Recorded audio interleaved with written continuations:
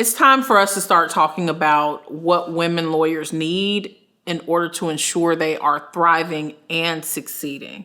I'm so tired of us being expected to be badass in the courtroom and then Betty Crocker at home every night. It's not sustainable. We are exhausted. Every time I speak on a panel, the number one question I get is about work-life balance. And it used to really get on my nerves if you've ever seen me speak before. What are you doing to keep your house clean? How do you get your groceries? How are you balancing, kids at school with work? And I thought to myself, I have so much more knowledge to offer, right? I've been a partner at a firm. I've managed hundreds of lawyers. I've tried cases to 8-figure verdicts. But what I realized is, as women lawyers, our responsibilities at home are taking so much of our mental space that we don't even have the space and capacity to think about the things we need to move forward. Think about the conferences you've attended and the CLEs you've attended. How many times are male presenters asked, how do you do it all, man? How do you keep home balanced? Never. Because there's an expectation that there's probably a woman at home who is taking care of all of those things. We don't have those same expectations. And sometimes that mental space that is taken up prevents us from being able to simultaneously think on a higher level to move forward and also do our jobs at the level that we need to perform them. Think about the things you need to do in order to level up. You need to have clarity of vision.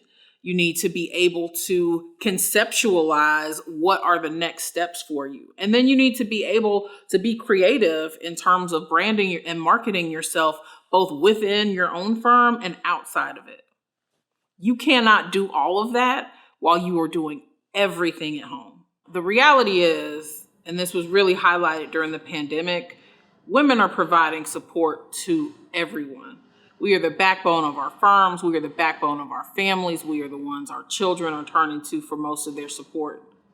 But when was the last time you asked a woman in your life what support she needs to reach her goals? We have to start having those conversations. We spend a lot of time talking about what things women can do to break barriers and how they can break through gender norms and the obstacles that are forced upon us by working in a male-dominated field. But we rarely ever talk about how men can also challenge those gender norms and how men can help us break those barriers.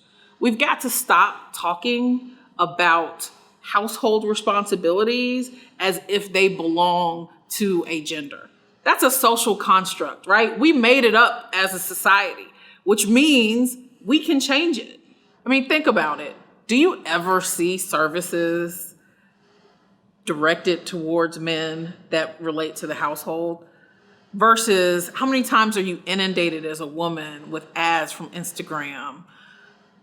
Quick meals for busy moms or decluttering your home for busy moms. Like, why are moms the only ones who are busy? They're not. Right? We have to start talking about these things differently in order to change the social construct. We have to start thinking about our families as partnerships. We have to start thinking about our homes as spaces of equality and equity. We have to de-gender household responsibilities and stop talking about cooking and cleaning and taking care of kids as women's work. And while we're at it, let's stop attacking the men who actually are stepping in and being supportive. Stop calling husbands and fathers who show up to field trips Mr. Mom. Stop telling your buddy that he's babysitting his children. He's just being a dad. But support at home is not enough, right? We spend so much time at our firms and doing the work that we do. And one thing the pandemic should have taught law firm leadership is there's a different way that we can go about it that allows those who work with us to have balanced family lives and stay productive. But this antiquated idea that productivity is somehow tied to your presence always at the office has got to go. because that does not work for families. The last thing that we have to talk about is getting help, right? Getting help is not a sign of weakness or that you aren't woman enough to handle responsibilities. I keep seeing this meme going around that I've got the same 24 hours in my day as Beyonce. No, you don't.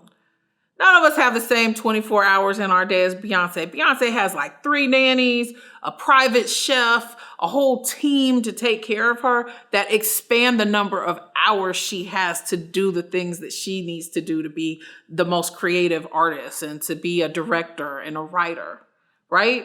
So unless you have that help, you don't have the same 24 hours in a day as Beyonce, but you can get it. You can buy back your time, right? You can hire someone to come in and clean your house. You can hire someone to help you with your childcare. Or, as we've talked about before, find your support system.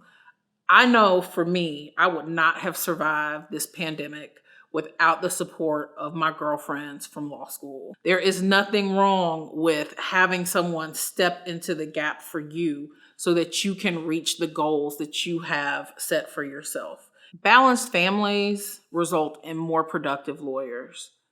Our firms and our clients benefit from having badass women in the courthouse trying these cases. Having women lawyers on the files adds value. There are things that we think about that you may not even realize are necessary. But this path that we are on, where women are expected to be both badasses in the courtroom and Betty Crocker at home every single night, is not sustainable. Women are burnt out. So you need to go home.